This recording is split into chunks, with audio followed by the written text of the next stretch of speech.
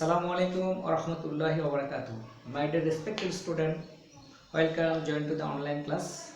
This is Dr. Imam Malik, Assistant Professor of Dinaspur Homeopathic Medical College and Hospital. I hope that you are well. I am fine. Thank you. Today's class, practice of medicine for DSM's third year students. We will know now. We will learn definition of practice of medicine and necessity of practice of medicine in homeopathy. Let's go. Definition of practice of medicine. Practice of medicine is the important branch of medical science which deals with the study of definition of disease, etiology, classification, clinical feature, investigation, diagnosis, complication, prevention, differential diagnosis and management.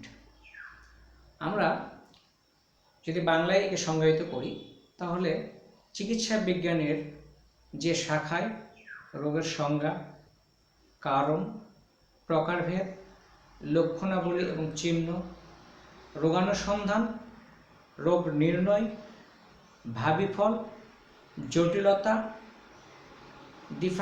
Differential diagnosis এবং এখানে প্রতিরোধের উপায় এবং management মানে ব্যবস্থাপনার যে আলোচনা করে তাকেই প্র্যাকটিস অফ মেডিসিন বলা হয়।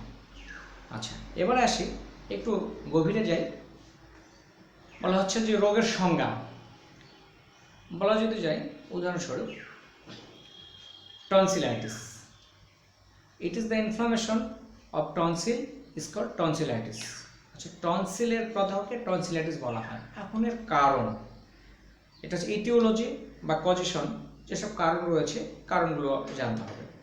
এরপরে টাইপস মানে রোগের প্রকারভেদ রয়েছে, দেখা যাচ্ছে অ্যাকিউট, ক্রনিক, আবার আদার্স বিভিন্ন টাইপস রয়েছে, টাইপ 1, টাইপ 2। এরপরে যদি আমরা আরও যাই, ক্লিনিক্যাল ফিচার বলতে যেটা বোঝাচ্ছি এটা হচ্ছে লক্ষণাবলী এবং চিহ্ন। লক্ষণাবলী উদাহরণস্বরূপ ধরা যেতে পারে যে একজন রোগীর বমি হয়, বমি হচ্ছে তার লক্ষণাবলী।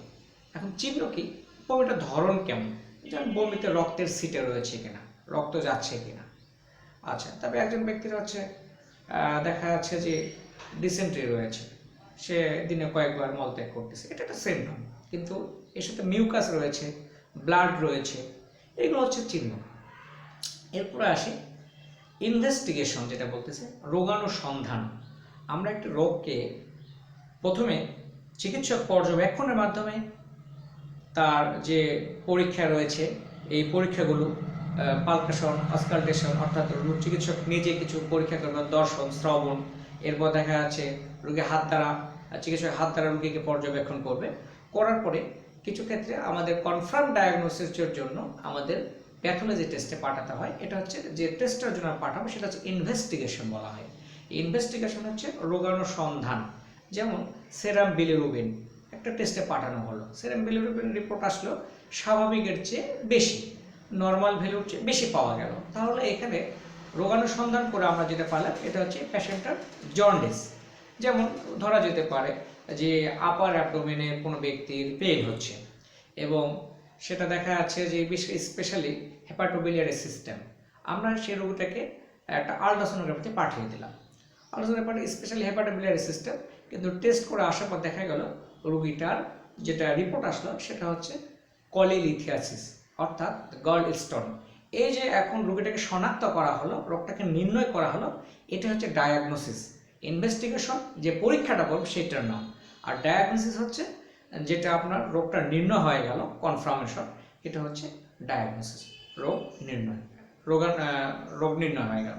এরপরে আমরা প্রগনোসিস সম্পর্কে জানবো। প্রগনোসিসটা হচ্ছে এই রোগটার, যে কোনো রোগের ভবিষ্যৎ কি, গুড অর ব্যাড, দুটো সাইড আছে, হয় আরোগ্য হবে অথবা হবে না। তো দেখা যাচ্ছে এই ভাবিফলটা আমরা জানবো। কমপ্লিকেশন অর্থাৎ ফিউচার জটিলতা কি দেখা দিতে পারে, যেমন দেখা গেল একটা পুরুষ রোগীর মাম্পস দেখা গেল, মাম্পসের যদি প্রপার ট্রিটমেন্ট যদি না হয়, যদি রং ট্রিটমেন্ট হয়, তাহলে ফিউচারে এটার কারণে, এই মাম্পসের কারণে তার অন্ডকোষে জটিলতা দেখা দিবে, যেটাকে আমরা বলতেছি অর্কাইটিস। অর্কাইটিস একটা ডিজিজ।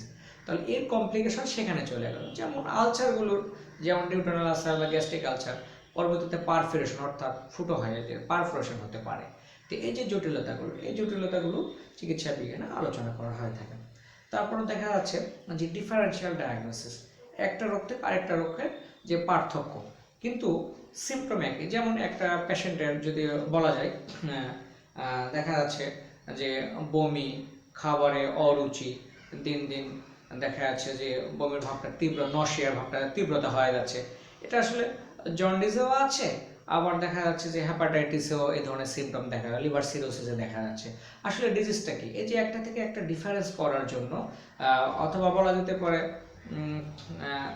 যদি আমরা অ্যাপেন্ডিসাইটিসের কথা বলি, দেখা যাচ্ছে অ্যাপেন্ডিসাইটিসে বমি হবে, জ্বর থাকতে পারে, তারপরে দেখা গেল যে রাইট পেটের লোয়ার অ্যাবডোমেন রাইট সাইডে পেইন হবে।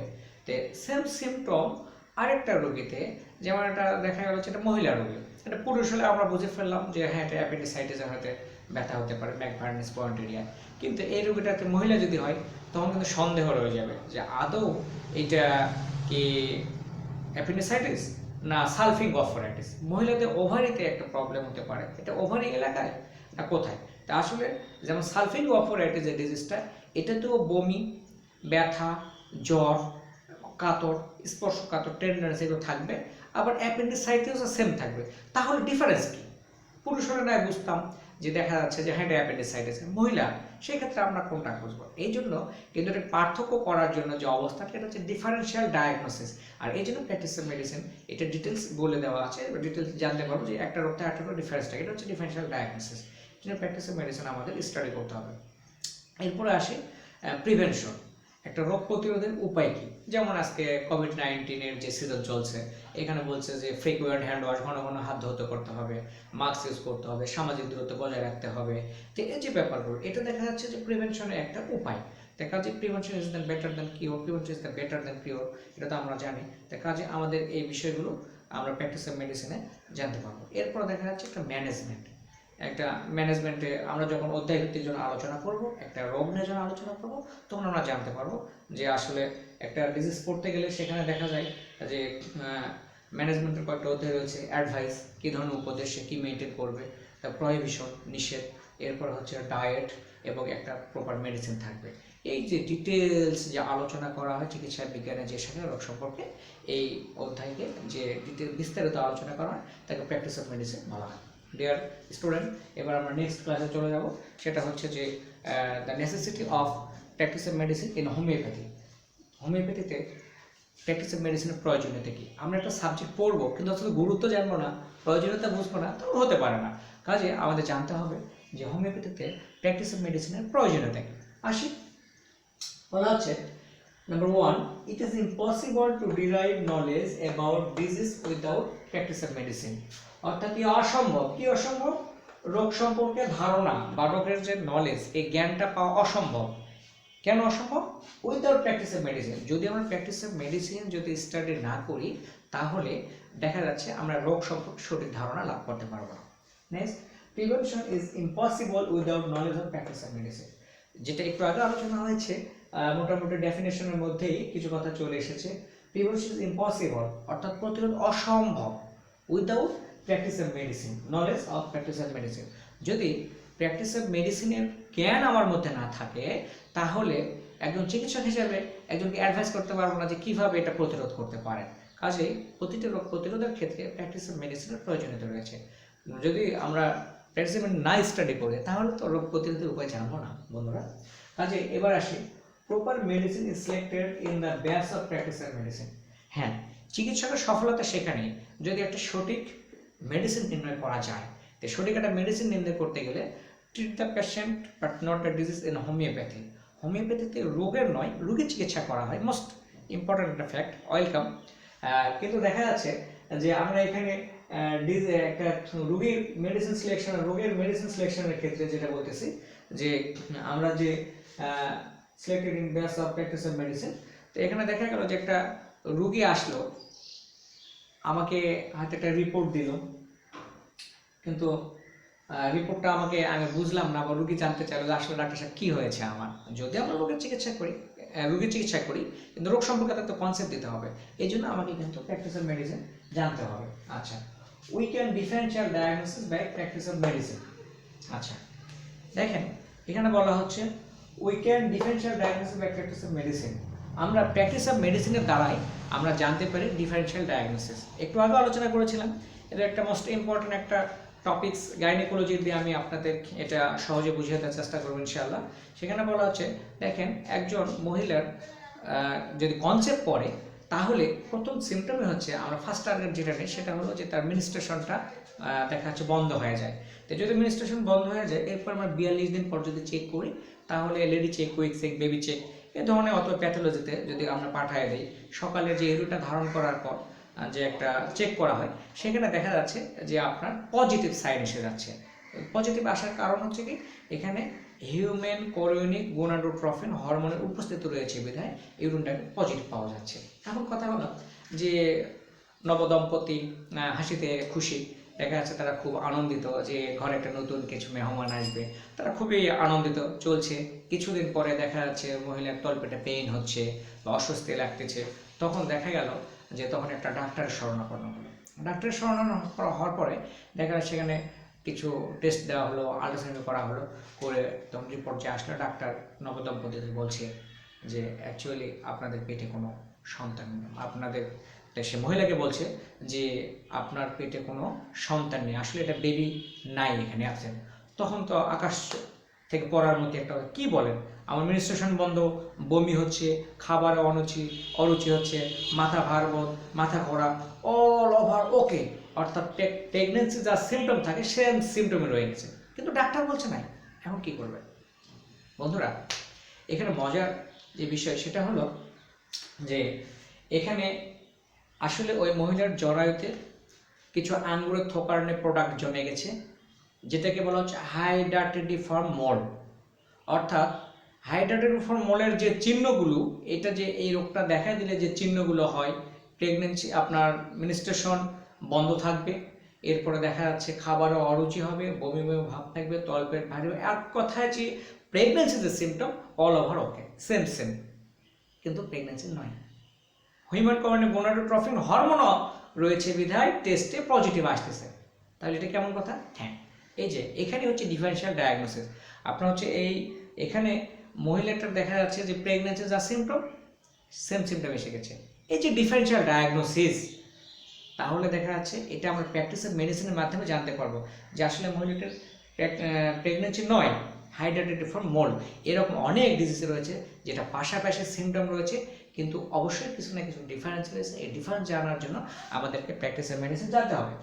এবার আসে, it is possible to make the idea of prognosis. রোগের ভাবি ফল, এর আগে বলেছি ভাবি ফল খারাপ না ভালো, এটা যদি আমরা জানতে পারবো, সেটা হচ্ছে প্র্যাকটিস অফ মেডিসিনের মাধ্যমে।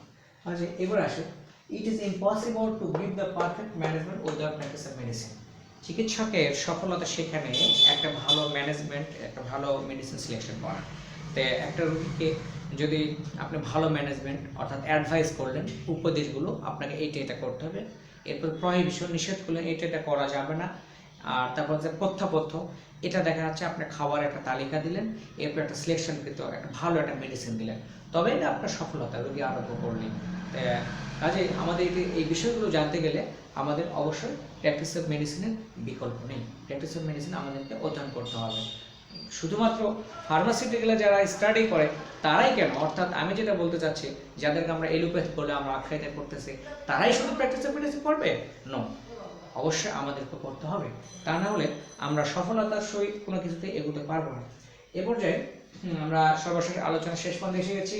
এখানে বলা হচ্ছে, in the circumstance stated above there the necessity of practice of medicine is essential for completing the management of homeopathy. উপরোক্ত আলোচনার পরিপ্রেক্ষিতে এই স্পষ্টভাবে প্রতীয়মান হয় যে হোমিওপ্যাথিতে প্র্যাকটিস অফ মেডিসিনের গুরুত্ব অপরিসীম।